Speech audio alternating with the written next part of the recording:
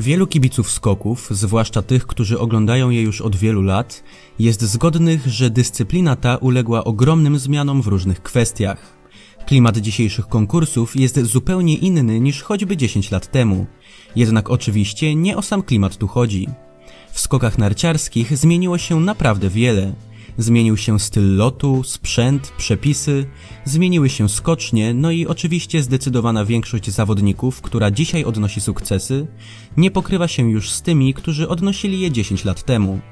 Przez dekadę dyscyplina ta zupełnie zmieniła swoje oblicze. Niektórym w żaden sposób to nie przeszkadza. Jednak chyba większość kibiców, którzy pamiętają skoki jeszcze sprzed 10 czy 15 lat, jest w stanie przyznać, że dzisiaj nie ogląda się ich już tak dobrze jak kiedyś. W dzisiejszym filmie przyjrzymy się 5 powodom, które według mnie w największym stopniu zmieniły współczesne skoki i niestety nie wpłynęły pozytywnie na ich odbiór wśród kibiców. Po pierwsze, profesjonalizacja czołowych nacji. Już od wielu lat obserwujemy pogłębiającą się przepaść pomiędzy czołowymi krajami w skokach i tymi, które za nimi nie nadążają. W konkursach drużynowych z roku na rok widujemy coraz mniej reprezentacji, a do czołowej szóstki najmocniejszych z nich coraz ciężej się przedostać. Wpływ na to ma właśnie profesjonalizacja skoków. Czołowe kraje mają duże środki, które mogą zainwestować w najlepszy sprzęt. Kraje, które nie osiągają sukcesów, mają znacznie mniejsze budżety, przez co nie są w stanie zapewnić sobie tak dobrego sprzętu i tutaj koło się zamyka, ponieważ bez porównywalnego z najlepszymi sprzętu nie mają oni dzisiaj zbyt wielkich szans na przedarcie się do czołówki. Kiedyś było o to znacznie łatwiej, ponieważ nawet najlepsze kraje nie miały aż tak wyśrubowanych poszczególnych elementów wyposażenia, jak buty, kombinezony czy wiązania. Dzisiaj niemal z roku na rok pojawiają się nowe, dopracowane do perfekcji materiały i technologie, które dla najlepszych są na wyciągnięcie ręki, jednak słabsi często nie mogą sobie na to pozwolić. To wszystko sprawia, że w czołówce wciąż widujemy te same nacje, a to na pewno nie sprzyja popularyzacji skoków i staje się po prostu nudne. Tracą na tym przede wszystkim konkursy drużynowe, w których tak naprawdę już od wielu lat liczy się tylko czołowa szóstka. Drugi punkt to bardzo częste, istotne zmiany w przepisach. Już od niemal dekady w skokach narciarskich rokrocznie pojawiają się rozmaite zmiany w przepisach, głównie odnośnie sprzętu, ale o nim powiemy jeszcze w dalszej części filmu. Zmiany dotyczą jednak również kalendarza Pucharu Świata i tutaj na chwilę się zatrzymajmy. Dawniej w trakcie sezonu Pucharu Świata mieliśmy jeden najważniejszy turniej, którym był oczywiście turniej 4 skoczni. Cykl rozgrywany od dziesięcioleci, bardzo prestiżowy i z długą tradycją. Rozgrywano też turniej nordycki, który był z nami od 1997 roku, a więc również dość długo. Wielu kibiców zdążyło się już do niego dobrze przyzwyczaić. Przez kilkanaście lat były to dwa jedyne turnieje najwyższej rangi i przypadały one na czas złotej ery skoków, kiedy były one niezwykle popularne w wielu krajach. Jednak mniej więcej od roku 2017 sytuacja z turniejami uległa ogromnej zmianie. Turniej nordycki przestano rozgrywać już w 2011 roku, jednak w 2017 do kalendarza dołączył Row Air. Już rok później pojawił się mini turniej Willingen 5, następnie Planica 7, a w 2020 mieliśmy również jedną edycję turnieju Titisee Neustadt 5. Natomiast obecnie na 2023 lub 2024 rok planowany jest turniej polski. Taki natłok zupełnie nowych turniejów doprowadził jednak do pewnego rodzaju przesytu wśród wielu kibiców. Stracił na tym również turniej 4 skoczni, który dzisiaj nie jest już postrzegany jako turniej tak prestiżowy jak dawniej. To wszystko wywarło na oblicze skoków ogromny wpływ, a wielu kibiców nie jest przekonanych do tych zmian, ponieważ z jednej strony nadmiar turniejów tak naprawdę obniża prestiż każdego z nich, ponieważ przestają one być czymś wyjątkowym, a po drugie cierpi na tym turniej z najdłuższą historią i największymi tradycjami, co jest szczególnie bolesne dla bardziej sentymentalnej części kibiców. Dokładnie ten sam problem dotyczy modernizacji wielu skoczni, które powstają dzisiaj według bardzo podobnego schematu. Obiekty, które dawniej wyróżniały się czymś wyjątkowym, nietypową budową czy parametrami, dzisiaj są poddawane uniwersalnym standardom. Nawet tak niewielka niby zmiana jak dominacja lodowych torów najazdowych w dzisiejszych czasach mocno wpływa na wizualny odbiór skoków, zwłaszcza dla tej części widzów, która wychowała się na skoczniach z naturalnymi torami. Większość przyzna z pewnością, że tory starej generacji, czyli naturalne, prezentowały się wizualnie dużo lepiej i nadawały skokom świetnego, jeszcze bardziej zimowego klimatu. Dzisiaj zamiast śniegu widujemy na najeździe zazwyczaj czarne, szare lub zielone dywaniki. Czasem jest to inny materiał, ale w bardzo niewielu miejscach jest to prawdziwy lód czy śnieg. Pod kątem wizualnym wygląda to naprawdę niekorzystnie i odbiera zimowego klimatu skoczniom. Po trzecie, brakuje nam obecnie kompetentnych, wybitnych i charyzmatycznych komentatorów oraz ekspertów od skoków. Kibice pamiętający czasy Adama Małysza na pewno zgodzą się ze mną, że skoki narciarskie bez Włodzimierza Szaranowicza już nigdy nie będą takie jak dawniej. Komentarz sportowy to bardzo ważna część widowiska, która potrafi wprowadzić w odpowiedni nastrój, potrafi podkreślić wagę danego wydarzenia i dawkować w odpowiedni sposób emocje. Niestety, dzisiaj nie ma komentatorów, którzy podołaliby temu zadaniu tak, jak radził sobie z tym Włodzimierz Szaranowicz. Wielu z nich nie ma nawet zbyt dużej wiedzy o skokach i podczas każdej transmisji popełnia wiele błędów, które dla obeznanych kibiców potrafią być bardzo irytujące. W ostatnich latach mieliśmy również ogromny niedobór ekspertów, którzy byliby w stanie powiedzieć coś naprawdę ciekawego i popisać się swoją wiedzą o skokach. Na szczęście pod tym względem według mnie sytuacja nieco się poprawia. Jak wielu z Was wie, jako ekspert w telewizji polskiej od jakiegoś czasu wypowiada się Filip Wiśniewski z kanału Sztuka Latania, który według mnie ma ogromne zadatki nie tylko na eksperta, ale również na komentatora sportowego. Jednak w dalszym ciągu takich ekspertów nie ma zbyt wielu i to również ma wpływ na odbiór skoków przez kibiców. Zostały nam jeszcze dwa najważniejsze punkty tego filmu. Pierwszym z nich jest niedobór wielkich osobowości i prawdziwych legend wśród aktywnych skoczków. Postarajcie się wymienić wszystkich aktywnych zawodników, którzy mają na swoim koncie naprawdę wybitne osiągnięcia. Można o nich powiedzieć, że są wielkimi gwiazdami skoków i w dalszym ciągu są w stanie walczyć o najwyższe cele. Na pewno wymienicie Kamila Stocha czy Stefana Krafta. Może niektórzy wymienią również Ryoyu Kobayashiego. Oczywiście w dalszym ciągu aktywni są tacy wielcy skoczkowie jak Severin Freund, Peter Preutz, Simon Ammann czy Gregor Schlierenzauer.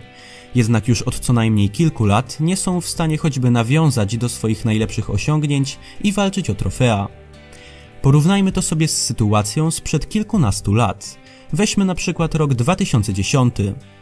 W jednym czasie mieliśmy do czynienia z takimi gwiazdami jak Adam Małysz, Simon Ammann, Gregor Schlierenzauer, Thomas Morgenstern, Noriaki Kasai, Janne Ahonen czy Matti Hautamäki.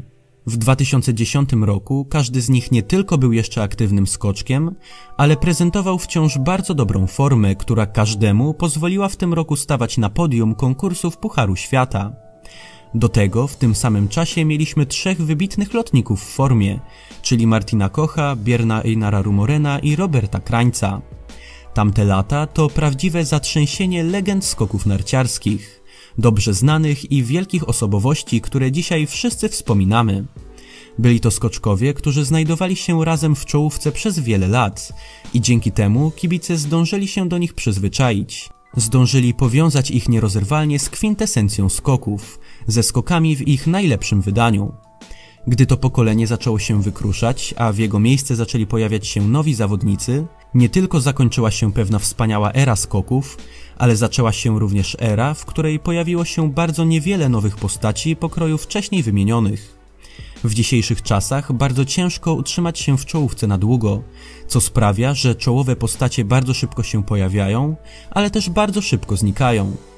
Z pewnością skoki narciarskie dużo na tym tracą, ponieważ nie mają obecnie zbyt wielu sztandarowych postaci, prawdziwych ikon, które mogłyby go promować i popularyzować na całym świecie. No i w ten sposób dotarliśmy do ostatniego punktu, który według mnie w największym stopniu wpłynął na odbiór skoków w ostatnich latach.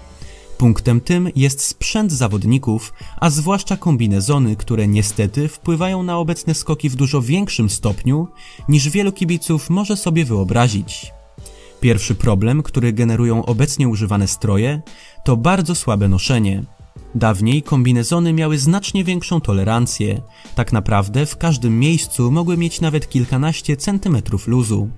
Dzięki temu miały znacznie większą powierzchnię nośną i sami skoczkowie byli w stanie odlecieć dalej przy dużo niższych prędkościach w powietrzu, co było również bezpieczniejsze. Tak więc wpływało to nie tylko na lepszą aerodynamikę, ale również na bezpieczeństwo. Dzięki temu dawniej lądowano przy dużo niższych prędkościach i nogi nie były aż tak mocno obciążane jak dziś. Widać to choćby w statystykach odnośnie kontuzji. Dawniej zerwanie więzadeł było sporadyczną kontuzją w skokach. Dzisiaj każdego roku słyszymy o skoczkach, którzy niestety tego doświadczyli. Problemy z kolanami to prawdziwa plaga skoków w dzisiejszych czasach, a jedną z przyczyn są właśnie obecne kombinezony. Co do ich właściwości aerodynamicznych, bardzo trafnie wypowiedział się kiedyś Robert Kraniec, stwierdzając, że dawniej skoczkowie naprawdę latali, natomiast przy dzisiejszym sprzęcie nie latają, tylko co najwyżej spadają. Odbija się to nie tylko na zdrowiu zawodników i ich odczuciach, ale również na widowisku, ponieważ widzowie, którzy oglądali skoki kilkanaście lat temu, z pewnością sami widzą różnicę w tym, jak wyglądało to kiedyś i jak wygląda dzisiaj. Nie ulega wątpliwości, że dawniej skoki były po prostu bardziej widowiskowe i rzeczywiście można było odnieść wrażenie, że skoczkowie latają, natomiast dzisiaj przypomina to bardziej spadanie. Gorsza widowiskowość i odczucia skoczków, słabsza aerodynamika i większe prędkości przy lądowaniu to jednak nie jedyne wady obecnych kombinezonów. Są one również dużo bardziej podatne na warunki. Dawniej nawet spore wahania wiatru w trakcie konkursu mało kiedy doprowadzały do zupełnego wypaczenia wyników. Dzisiaj nawet minimalne zmiany w warunkach sprawiają, że skoczkowie zamiast do 140 metrów ledwo dolatują do 120. Wpływa na to właśnie zmniejszona aerodynamika, która sprawia, że w nieco słabszych warunkach nawet najmniejszy błąd ma ogromne konsekwencje. Za to przy dobrych warunkach da się polecieć bardzo daleko nawet przy drobnych błędach. Liczne zmiany sprzętowe sprawiły również, że dużo większe znaczenie ma dzisiaj jak najniższa waga skoczka. Z tego powodu zawodnicy balansują często na granicy zdrowia.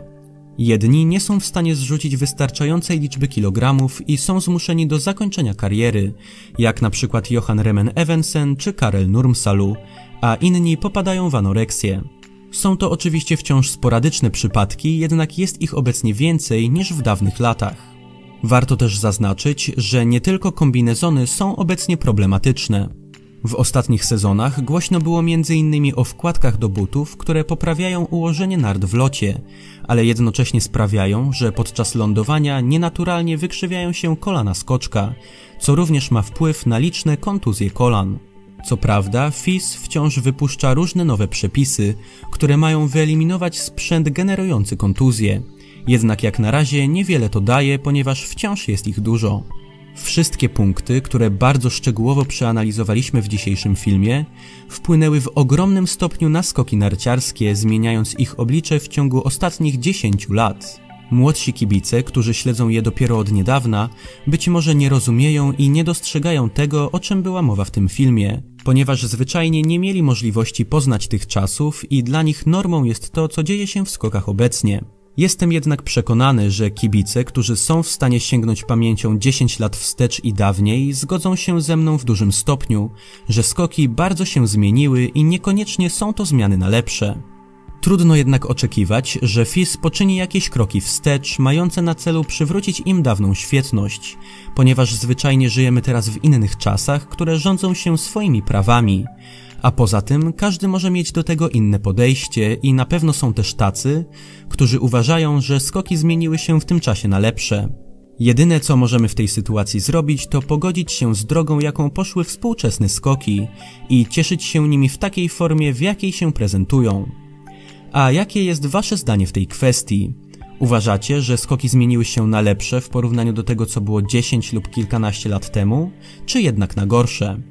Czekam na wasze opinie w komentarzach. Tymczasem dziękuję za obejrzenie mojego filmu i zapraszam do oglądania następnych. Zachęcam również do zostawienia łapki w górę i zasubskrybowania mojego kanału, jeżeli jeszcze tego nie robisz. A na razie, do usłyszenia.